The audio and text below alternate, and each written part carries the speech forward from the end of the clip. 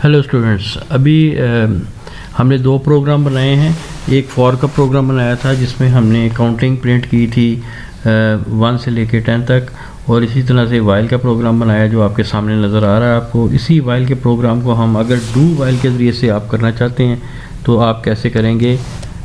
ये बात याद रखें कि जो C++ है इसमें 3 किस्म के लूप हैं। एक है फॉर का लूप, एक है वाइल का लूप और एक है डू वाइल का लूप। वाइल के लूप में कंडीशन पहले चेक होती है, जैसे आप ये देख रहे हैं कि कंडीशन जो है ये वाइल के लूप में यहाँ पे चेक हुई, उसके बाद लूप के अंदर आ गया और इंक्रीमेंट या डिक्रीमेंट यहाँ पे परफॉर्म हुआ।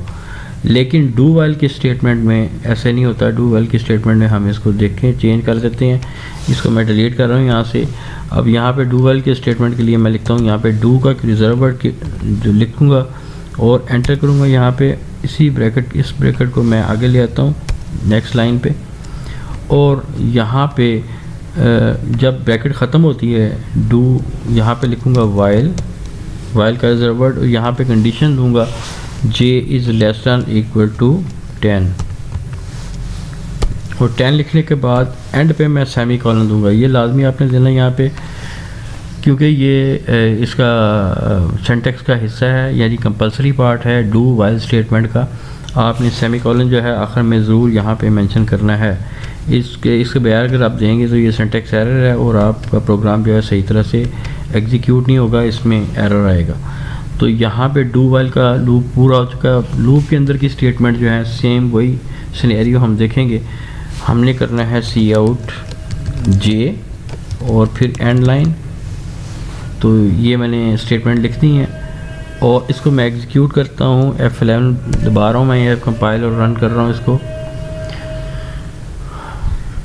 तो यहाँ पे ये लूप जो है वो टर्मिनेट नहीं हो रहा। इसकी वजह ये है कि आपने यहाँ पे कोई कंडीशन यहाँ पे इंक्रीमेंट या डिक्रीमेंट नहीं किया। जैसे मैंने पहले बताया था कि ये चीज़ मैंने खुद जान के की है यहाँ पे, ताकि आपको पता चले कि अगर आप यहाँ पे वाइल में या डू वाइल में दोनों लूप्स में आपको इंक्रीमेंट या डिक्रीमेंट जो है एक्सप्लिसिटली करना पड़ती है। वाइल के लूप में भी मैंने आपको बताया था कि ये एक्सप्लिसिटली करना पड़ती है। अगर आप नहीं करते तो फिर लूप जो है इन्फिनिट लूप चलता रहेगा। तो यहाँ पे दूसरा स्टेप में आके J++ करेंगे। आप J++ को जो है वो ऐसे भी लिख सकते हैं, J इक्वल टू J+1, जैसे आपकी मर्ज़ी। वो शॉर्टकट फॉर्म थी, ये वैसे है तो ऐसे भी लिख सकते हैं, और J++ भी लिख सकते हैं, बिल्कुल सेम चीज़ है। अब आपका लूप जो है वो 100% जो है बिल्कुल सही परफॉर्म करेगा। तो F11 प्रेस किया मैंने दोबारा से। तो अब आप देखते हैं कि ये आपका लूप जो है 1 से लेकर 10 तक जो है वो काउंटिंग जो है प्रिंट कर रहा है। इसी तरह से अगर आप इसको उसी तरह से आप करना चाहते हैं कि एंड लाइन ख़त्म कर दी और एक ही लाइन में विद स्पेस जो है नंबर प्रिंट हो जाएं, तो आपने डबल कोट्स दे दिया और उसके दरम्यान में एक स्पेस दे दी। तो F11 दोबारा प्रेस करता हूँ मैं। तो यहाँ पे आपको 1 से लेकर 10 तक जो है वो प्रिंटिंग आपके सामने आउटपुट। तो ये था डू वाइल का लूप, और इसमें ये बात याद रखने वाली है कि डू वाइल स्टेटमेंट में स्टेटमेंट्स जो हैं पहले एग्जीक्यूट होती हैं। देखें, स्टेटमेंट पहले एग्जीक्यूट हो रही हैं, उसके बाद वाइल की कंडीशन जो है वो चेक हो रही है।